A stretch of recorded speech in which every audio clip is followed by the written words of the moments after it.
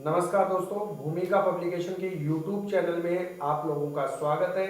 मैं यशवंत कुमार आज आपके लिए लेके आया हूँ अपना अगला टॉपिक। जैसा कि दोस्तों यूनिट फर्स्ट अपनी चल रही है सर्कुलेटरी सिस्टम, उसमें 10 टॉपिक अपने कंप्लीट हो गए। आज पहली यूनिट का 11वां जो टॉपिक है वो चलेगा और टॉपिक का नाम है दोस्तों RH फैक्टर, बोले तो RH कारक। आइए दोस्तों ध्यान दीजिएगा, RH कारक आज का जो टॉपिक है अपना वो है RH कारक, बोले तो RH फैक्टर। दोस्तों सबसे पहली बात ये आती है कि RH कारक के खोजकर्ता कौन है। तो यदि आपको RH कारक के खोजकर्ता पूछे जाए तो दोस्तों RH कारक के खोजकर्ता है कार्ल लैंडस्टीनर, एक वैज्ञानिक जिनका नाम है कार्ल लैंडस्टीनर, जिन्होंने रक्त समूह की खोज की। और एक इनके साथी थे दोस्तों जिनका नाम था वीनर। तो कार्ल लैंडस्टीनर एवं वीनर साहब ने रक्त में RH कारक की खोज की। अब यहां से बात ये आती है कि साहब इस RH कारक की खोज की जरूरत क्या पड़ी।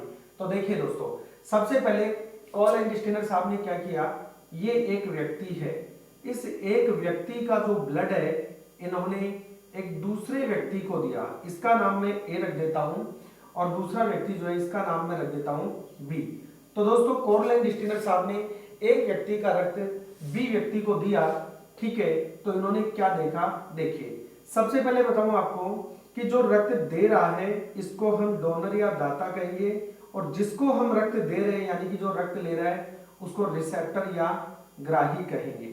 तो जैसे ही कार्ल लैंडस्टीनर साहब ने ए रक्त समूह वाले व्यक्ति का या तो यू कह दो और या यू कहो कि ए व्यक्ति का बी व्यक्ति को रक्त दिया, तो देखा कि इस बी व्यक्ति की हो गई दोस्तों मृत्यु। इस बी व्यक्ति की मृत्यु हो गई और जब इसकी मृत्यु का कारण का पता इन्होंने लगाया तो दोस्तों इसके लिए कार्ल लैंडस्टीनर साहब ने इस ए व्यक्ति का रक्त समूह लिया यानी कि रक्त सैंपल लिया और इन्होंने इस बी व्यक्ति का रक्त निकाला। दोनों के रक्त का कार्ल लैंडस्टीनर साहब ने लेबोरेटरी में यानी प्रयोगशाला में अध्ययन किया दोस्तों। और जब इन्होंने इन दोनों के रक्त का अध्ययन किया तो पता चला कि रक्त में पाए जाते हैं कारक, रक्त में कारक पाए जाते हैं, कुछ पदार्थ पाए जाते हैं विशेष प्रकार के जो कारक कहलाए। और दोस्तों इन्होंने कहा कि रक्त में कारक है और ये जो कारक रक्त में पाए जाते हैं ये कारक दो प्रकार के होते हैं, जिनमें एक कारक का इन्होंने नाम दिया एंटीजन और एक कारक का नाम दिया दोस्तों इन्होंने एंटीबॉडी। क्लियर है बात? यस। तो आगे चल के दोस्तों इन एंटीजन और एंटीबॉडी के आधार पर, एंटीजन व एंटीबॉडी, इन एंटीजन और एंटीबॉडी के आधार पर ही कार्ल लैंडस्टीनर साहब ने और वीनर साहब ने जो है वो रक्त को अलग अलग वर्गों में बांटा था। तो एंटीजन व एंटीबॉडी के आधार पर रक्त का वर्गीकरण किया गया था, रक्त का वर्गीकरण किया गया।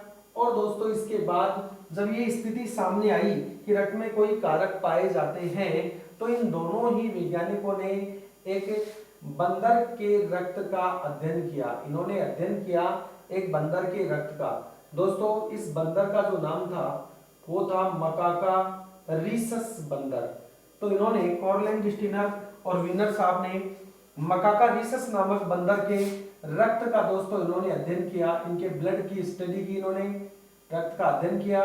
तो इनको पता चला कि किसी भी रक्त समूह के अंदर, किसी भी रक्त समूह के अंदर या तो RH कारक जो है वो पाया जाता है और या नहीं पाया जाता। यानी कि इन्होंने इस मकाका रीसस नामक बंदर के रक्त में एक विशेष प्रकार का कारक देखा, विशेष प्रकार का कारक। तो दोस्तों दोनों ही वैज्ञानिकों ने मकाका रीसस नामक बंदर के रक्त में एक विशेष प्रकार का कारक देखा और इस विशेष प्रकार के कारक को इस रीसस के नाम पर, रीसस के प्रथम दो अक्षरों के नाम पर RH कारक नाम दिया गया।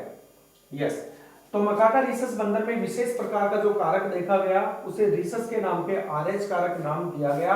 और दोस्तों इसके बाद ये बताया गया कि कोई भी व्यक्ति जो होता है वो दो प्रकार की स्थितियों में हो सकता है, यानी या तो किसी व्यक्ति के रक्त में RH कारक प्रेजेंट हो, यानी कि RH उपस्थित हो किसी के रक्त में, और या हो सकता है कि किसी व्यक्ति के रक्त में RH उपस्थित नहीं हो, यानी कि अनुपस्थित हो। तो दोस्तों यदि किसी व्यक्ति के रक्त में RH कारक उपस्थित है तो वो कहलाएगा RH पॉजिटिव, और यदि किसी व्यक्ति के रक्त में RH कारक उपस्थित नहीं है तो वो कहलाएगा RH नेगेटिव। यहां से एक फैक्चुअल बात मैं आपको बता देता हूं कि अगर आपसे यहां से प्रश्न पूछेगा तो कुछ ऐसा प्रश्न यहां से पूछा जा सकता है, आपसे पूछ सकता है कि भारत में RH की स्थिति क्या है। तो भारत में RH की स्थिति का मतलब यह है कि भारत में कितने प्रतिशत लोग ऐसे हैं जिनका रक्त समूह RH पॉजिटिव वाला है और कितने ऐसे हैं जिनका रक्त समूह RH नेगेटिव वाला है। तो दोस्तों यदि हम बात करें कि भारत में RH पॉजिटिव ब्लड ग्रुप वाले, तो भारत में RH पॉजिटिव रक्त समूह वाले जो व्यक्ति हैं वो लगभग 93% है। और यहीं से प्रश्न पूछा जाए कि भारत में RH नेगेटिव रक्त समूह वाले व्यक्ति कितने हैं, तो वो है लगभग 7%, 7%। दोस्तों इसी प्रश्न को विश्व के संदर्भ में भी पूछा जा सकता है, और प्रश्न पूछ सकता है कि विश्व में RH पॉजिटिव व्यक्ति तो लगभग है विश्व में RH पॉजिटिव 85%। और अगर यहीं से आपसे पूछे कि विश्व में RH नेगेटिव, तो दोस्तों विश्व में RH नेगेटिव की जो मात्रा है वो है लगभग 15%। तो ये चार प्रकार के फैक्चुअल क्वेश्चन जो है वो आपको यहां से पूछे जा सकते हैं।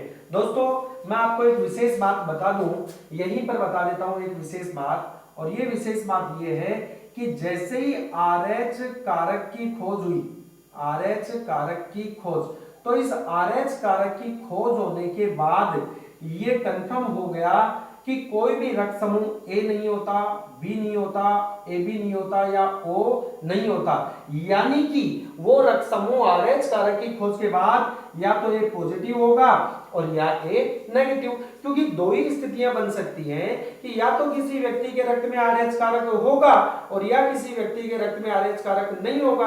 होगा तो उसे हम पॉजिटिव कहेंगे, और यदि RH कारक नहीं होगा तो उसे हम नेगेटिव कहेंगे। इसलिए ब्लड ग्रुप ओनली ए नहीं बोलेंगे, या तो ए पॉजिटिव बोलेंगे या ए नेगेटिव। ठीक इसी प्रकार से बी पॉजिटिव या बी नेगेटिव या A B positive, A B negative या ओ पॉजिटिव या ओ नेगेटिव। इस प्रकार से RH कारक की खोज के बाद इन रक्त समूह की स्थितियां कुछ परिवर्तित हुई, और यहीं से दो प्रश्न परिवर्तित हो गए, जिनमें पहला प्रश्न था सर्वदाता रुधिर वर्ग।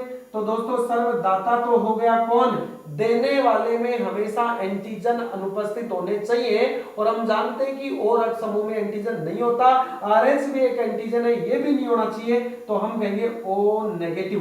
तो O नेगेटिव सर्वदाता हो गया, और इसी को दूसरा तरीका जो लिखने का है वो है RH नेगेटिव। इसको ऐसे भी लिख सकते हैं अपन दोस्तों, O, RH नेगेटिव। ऐसे करके 2013 की RS प्री में जो है क्वेश्चन पूछा गया था, ध्यान रहे यहां से। यस, अगला प्रश्न यहीं से हो जाता है कि सर्वग्राही रुधिर वर्ग कौन है।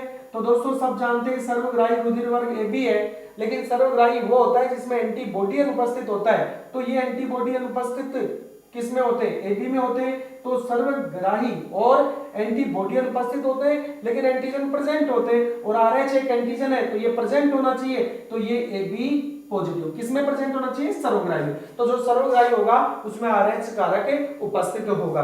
तो इसको हम लिख सकते हैं AB पॉजिटिव को AB, RH पॉजिटिव भी, इस तरीके से भी हम इसको रिप्रेजेंट कर सकते हैं। तो जैसे ही RH कारक की खोज हुई तो ये कुछ फैक्ट वाली वो बातें हैं, ये परिवर्तित हुई, इनको एग्जाम में थोड़ा ध्यान रखना है, क्योंकि परीक्षा में प्रश्न पूछता है सर्वदाता रुधिर वर्ग, आपको O भी ऑप्शन में देगा, O नेगेटिव भी ऑप्शन में देगा, गलती से हम O को टिक लगा देते हैं, प्रश्न गलत हो जाएगा दोस्तों। O नेगेटिव अगर है तो पहली प्रायोरिटी O नेगेटिव को देना है, अगर O नेगेटिव ऑप्शन में नहीं है तो हमें केवल O को टिक मार्क करना है। यस, अब देखिए दोस्तों यहां पर हम बार बार बात कर रहे हैं कि एंटीजन एंटीबॉडी रक्त में पाए गए, मैं पहले भी बता चुका हूं, एंटीजन बाहर से आने वाले पदार्थ है और इनके विरुद्ध जो है शरीर में एंटीबॉडी बनती है और ये एंटीबॉडी बनने का जो काम है ये है डब्ल्यूबीसी का, थाइमस ग्रंथि में प्रशिक्षण लेने के बाद, ऐसा मैं पिछली क्लास में बता चुका हूं। अब देखिए, तो आरएच कारक की जो अपन बात कर रहे हैं, इस आरएच कारक का प्रभाव क्या पड़ता है दैनिक जीवन में, इस बात पे अपन परिचर्चा करते हैं। तो यहां अपन बात करते हैं आरएच कारक का प्रभाव। दोस्तों आरएच कारक के प्रभाव की यदि हम बात करें तो आरएच कारक का प्रभाव कुछ ऐसे है, और मैं आपको बोल के बता देता हूं कि एग्जाम में क्वेश्चन किस तरीके से पूछा जाता है। एग्जाम में आपसे प्रश्न पूछेगा कि एक दंपति जिसमें पुरुष आरएच माना पॉजिटिव है, स्त्री माना आरएच नेगेटिव है, या यूं कह सकता है पुरुष आरएच ग्रसित है और स्त्री सामान्य है, या पुरुष नेगेटिव है स्त्री आरएच पॉजिटिव है, या दोनों आरएच पॉजिटिव है, या दोनों आरएच नेगेटिव है, तो ऐसी स्थिति में इस दंपति से उत्पन्न होने वाली जो संतान है उन पर आरएच कारक का क्या प्रभाव पड़ेगा, यह प्रश्न आपको एग्जाम में पूछा जा सकता है। या इसी प्रश्न को थोड़ा सा घुमाकर आपसे पूछ सकता है कि निम्न में से किस एक स्थिति में जीव वैज्ञानिक विवाह करने से मना करते हैं। उसमें आपको 4 ऑप्शन दे देगा, पुरुष और स्त्री दोनों आरएच पॉजिटिव, पुरुष और स्त्री दोनों आरएच नेगेटिव, पुरुष और स्त्री में पुरुष नेगेटिव, स्त्री आरएच पॉजिटिव, और अगला ऑप्शन लास्ट डी ऑप्शन, पुरुष आरएच पॉजिटिव और स्त्री आरएच नेगेटिव। ऐसे करके 4 ऑप्शन आपको एग्जाम में दे सकता है। हमें सही जो जवाब है उसका सिलेक्शन करना होता है। तो पहले आप इसको देख लीजिए, सही जवाब अपने आप मिल जाएगा। दोस्तों ये तो है पुरुष, हमारे प्रश्न के अनुसार इसको समझने के लिए पुरुष, और माना फॉर एग्जांपल पुरुष आरएच पॉजिटिव है और ये है दोस्तों स्त्री और ये माना आरएच नेगेटिव है। इसका मतलब ये हुआ कि पुरुष का रक्त समूह जो भी है, चाहे ए है, चाहे बी है, चाहे ए बी है, चाहे ओ है, लेकिन उसमें आरएच कारक उपस्थित है इसलिए वो पॉजिटिव है। इसका मतलब ये हुआ कि स्त्री का रक्त समूह जो भी है, चाहे ए है, बी है, ए बी है या ओ है, लेकिन उसमें आरएच कारक नहीं है इसलिए ये आरएच नेगेटिव है। तो इन दोनों के बीच में क्रॉस करवाने से या दोनों का विवाह करवाने से दोस्तों क्या होता है, इस स्थिति को अपन देखेंगे। यदि इन दोनों का विवाह करवा दिया जाए तो मित्रों इनसे उत्पन्न होने वाली जो प्रथम संतान है, ये प्रथम संतान तो सामान्य होती है, ठीक है, बिल्कुल कॉमन होती है, सामान्य होती है, इसमें कोई प्रॉब्लम नहीं होती है। लेकिन दोस्तों इन्हीं से उत्पन्न होने वाली जो दूसरी संतान है इसकी गर्भ में मृत्यु हो जाती है। तो ये जो दूसरी संतान इस दंपति से उत्पन्न होती है इसकी गर्भ में मृत्यु हो जाती है, गर्भ में मृत्यु। दोस्तों शिशु की गर्भ में मृत्यु होने को हम कहते हैं गर्भ रक्ताणु कोरकता, गर्भ रक्ताणु कोरकता। गर्भ रक्ताणु कोरकता का मतलब है इरिथ्रो ब्लास्टोसिस फिटेलिस। इसका मतलब यह है कि इरिथ्रो का मतलब है दोस्तों आरबीसी, सबको पता है। ब्लास्टोसिस का मतलब होता है फटना और फीटल का मतलब होता है दोस्तों भ्रूण। दैट मींस भ्रूण के अंदर आरबीसी कोशिकाएं फट जाती हैं और ऐसा होने से भ्रूण के शरीर में रुधिर लयन हो जाता है, ब्लड क्लोटिंग हो जाता है, रक्त जम जाता है, जिसके कारण शिशु की गर्भ में ही मृत्यु हो जाती है। क्लियर? यस। तो देखो हमने क्या कहा कि पुरुष आरएच पॉजिटिव, स्त्री आरएच नेगेटिव, विवाह करवाने से इनसे उत्पन्न होने वाली प्रथम संतान सामान्य, दूसरी संतान की गर्भ में मृत्यु, गर्भ में मृत्यु होने को गर्भ रक्ताणु कोरकता कहते हैं। पहली संतान की मृत्यु क्यों नहीं हुई, दूसरी संतान की मृत्यु क्यों हुई, इसका कारण जो है मैं आपको समझा देता हूं। दोस्तों आरएच कारक एंटीजन है। एंटीजन का मतलब हो गया जो शरीर में बाहर से आते हैं, और जब भी हमारे शरीर में बाहर से एंटीजन आते हैं तो हमारा शरीर एंटीबॉडी का निर्माण करता है उनके अगेंस्ट, उनको मारने के लिए। दोस्तों यहां पर देखिए पुरुष आरएच पॉजिटिव है, स्त्री आरएच नेगेटिव है, तो पुरुष के शरीर से आरएच कारक जो है वो शुक्राणुओं की सहायता से स्त्री के शरीर में पहुंच रहे हैं जहां की पहले से आरएच एंटीजन उपस्थित नहीं है। इसका मतलब स्त्री के शरीर में बाहर से एंटीजन आ रहा है जो पहले से उपस्थित नहीं है, और हमारे शरीर में जो पहली बार बाहर से आता है उसको शरीर एंटीजन समझता है और उसको नष्ट करने के लिए एंटीबॉडी का निर्माण करता है। तो जैसे ही आरएच कारक पुरुष के शरीर से शुक्राणु की सहायता से स्त्री के शरीर में पहुंचते हैं दोस्तों, तो स्त्री के शरीर में एंटीबॉडी बनना प्रारंभ हो जाते हैं। यहाँ खास बात ध्यान रखनी है कि बाहर से आने वाला एंटीजन RH है, तो शरीर के अंदर बनने वाला एंटीबॉडी कौन होगा, उसका नाम भी RH एंटीबॉडी होगा। क्लियर? यस। अब देखिए, तो जैसे ही RH कारक जाएगा स्त्री के शरीर में, तो स्त्री के शरीर में RH एंटीबॉडी बनना प्रारंभ होंगे, लेकिन जब तक RH एंटीबॉडी बनते हैं तब तक पहली संतान का जन्म हो चुका होता है और ये संतान सामान्य होती है। लेकिन दूसरी बार इस प्रक्रिया में पुनः जब RH एंटीजन स्त्री के शरीर में पहुंचेंगे दोस्तों, तो इतना समय निकल चुका है, इतना गैपिंग और टाइमिंग पीरियड हो चुका है कि स्त्री के शरीर में एंटीबॉडी बन चुके हैं। तो जैसे ही बाहर से RH एंटीजन जाएंगे, ये स्त्री के शरीर में बने हुए RH एंटीबॉडी से मिलेंगे और ये जो दोनों का मिलाप है वो भ्रूण के अंदर होगा। तो जैसे ही RH एंटीजन, देखो बाहर से आने वाला एंटीजन RH एंटीजन, अंदर बना हुआ एंटीबॉडी RH एंटीबॉडी, दोनों समान है। मैं ब्लड डोनेशन की स्थिति में आपको ब्लड ग्रुप में पढ़ा चुका हूं कि आने वाला एंटीजन और बनने वाला एंटीबॉडी जब दोनों समान होते हैं, तो यहाँ एंटीजन RH है, बनने वाला एंटीबॉडी भी RH है, दोनों समान है, तो दोनों समान है तो आपस में क्रिया करेंगे, और जब दोनों आपस में क्रिया करेंगे तो इस क्रिया को एंटीजन एंटीबॉडी क्रिया कहेंगे, और एंटीजन एंटीबॉडी क्रिया के फलस्वरूप दोस्तों हमारा ब्लड क्लॉट हो जाता है, रक्त जम जाता है, और रक्त जब जमेगा तो ये सारी प्रोसेस भ्रूण में हो रही है, तो भ्रूण की गर्भ में ही मृत्यु हो जाएगी। क्लियर?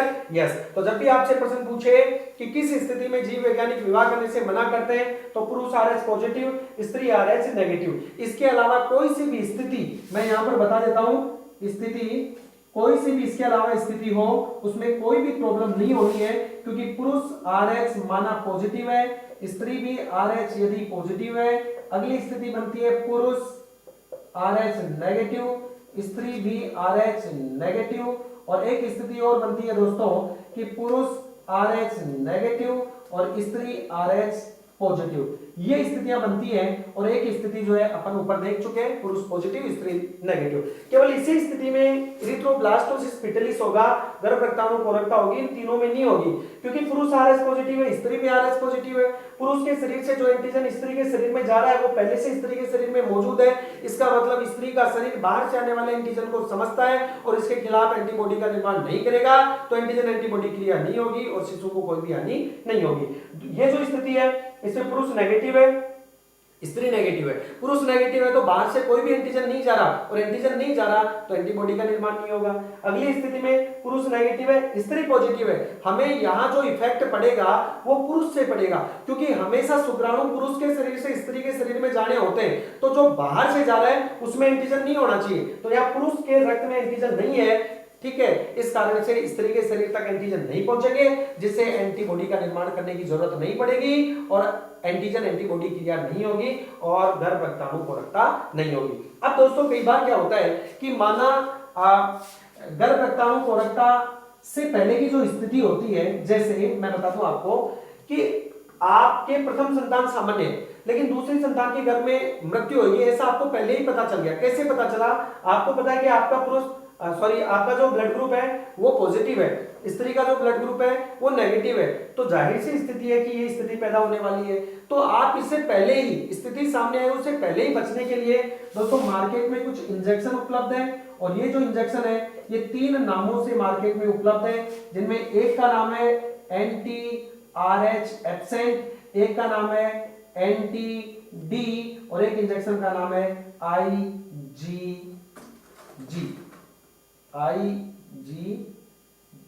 और इसको कैपिटल भी लिख सकते हैं दोस्तों, IgG, ठीक है। यस, तो ये 3 नामों से इंजेक्शन मार्केट में उपलब्ध है, एंटी RH0, एंटी D और IgG। इन तीनों में से कोई एक इंजेक्शन अगले 24 घंटे में, कितने घंटे में दोस्तों? 24 घंटे में। कौन से अगले 24 घंटे में? प्रथम संतान के जन्म के बाद अगले 24 घंटे के अंदर आपको इनमें से कोई एक इंजेक्शन स्त्री के शरीर में लगवाना है। ये इंजेक्शन क्या करेगा? ये स्त्री के शरीर में बने हुए एंटीबॉडी को इनेक्ट कर देगा, उनको निष्क्रिय कर देगा, जिससे स्थिति प्रथम बनी रहेगी और दूसरी संतान की भी गर्भ में मृत्यु नहीं होगी। बात क्लियर है? यस। अब देखो, तो 24 घंटे में इनमें से कोई एक इंजेक्शन हमें लगाना है स्त्री को। और दोस्तों कई बार क्या होता है 24 घंटे ऑप्शन में ना आए और आपको 72 घंटे अगर ऑप्शन में दिया हुआ हो तो आपको ऐसी स्थिति में 72 घंटे का चुनाव कर लेना है। लेकिन अगर 24 से 72 दोनों दिए हुए हो तो 24 घंटे का आपको सिलेक्शन करना है सही जवाब के लिए। तो दोस्तों ये था आज का अपना RH कारक। एक बार मैं आपको रिपीट करवा देता हूं, सभी दोस्त मेरे साथ रिपीट करेंगे। RH कारक की बात कर रहे हैं, RH कारक के खोजकर्ता, मैं प्रश्न बना के बोल देता हूं। पहला प्रश्न आपसे पूछेगा RH कारक के खोजकर्ता कौन है, तो जवाब होगा कार्ल लैंगस्टीनर और वीनर। दोस्तों क्यों इन्होंने ये खोज की पता चल गया। अगला क्वेश्चन ये आता है कि रक्त में पाए जाने वाले कारक कितने प्रकार के, 2 प्रकार के, एंटीजन और एंटीबॉडी। नेक्स्ट, किस आधार पर रक्त को अलग अलग वर्गों में वर्गीकृत किया गया, एंटीजन एंटीबॉडी के आधार पर। नेक्स्ट, RH कारक की खोज किस बंदर में की गई, उसका नाम क्या था, तो उसका नाम था मकाका रीसस बंदर। RH कारक को RH नाम क्यों दिया, तो रीसस के प्रथम RH जो वर्डिंग है इसके आधार पर इसको RH कारक नाम दिया। वह व्यक्ति, नेक्स्ट क्वेश्चन, वह व्यक्ति जिसमें RH कारक उपस्थित है RH पॉजिटिव कहलाएगा, वह व्यक्ति जिसमें RH कारक अनुपस्थित है RH नेगेटिव कहलाएगा। अगला प्रश्न, भारत में RH पॉजिटिव रक्त समूह वाले व्यक्तियों की प्रतिशत 93%। नेक्स्ट, भारत में RH नेगेटिव रक्त समूह वाले व्यक्तियों का प्रतिशत 7%। नेक्स्ट, विश्व में RH पॉजिटिव 85%। अगला क्वेश्चन, विश्व में RH नेगेटिव तो 15% व्यक्ति। और नेक्स्ट, RH कारक का प्रभाव दूसरी संतान की गर्भ में मृत्यु होती है। जैसे पूछेगा कि इसका क्या प्रभाव है, तो दूसरी संतान की गर्भ में मृत्यु। अगला प्रश्न, दूसरी संतान की गर्भ में मृत्यु होने को कहते हैं गर्भ रक्ताणु कोरकता। नेक्स्ट क्वेश्चन, गर्भ रक्ताणु कोरकता से पहले बचने के लिए मार्केट में उपलब्ध इंजेक्शनों के नाम है, तो एंटी-RH 0 या एंटी-RH एब्सेंट और एंटी-D और IgG। अगला, निम्न में से कोई एक इंजेक्शन RH कारक के प्रभाव में स्त्री को लगाया जाना चाहिए, तो हम ऑप्शन में चूज करेंगे प्रथम संतान के जन्म के अगले 24 घंटे के अंदर। अगर 24 ऑप्शन में नहीं हो तो 72 घंटे के अंदर। यस, तो दोस्तों आप इसका स्क्रीनशॉट भी ले सकते हैं, बिल्कुल। तो ये था आज का अपना टॉपिक नंबर 11 RH कारक। अगर एग्जाम में आपको प्रश्न पूछेगा तो इससे बाहर बिल्कुल भी प्रश्न नहीं जाएगा। दोस्तों अगर आपको बढ़िया लगा, शानदार लगा, समझ में आया तो लाइक, शेयर और सब्सक्राइब करना ना भूलें। थैंक यू दोस्तों, यशवंत।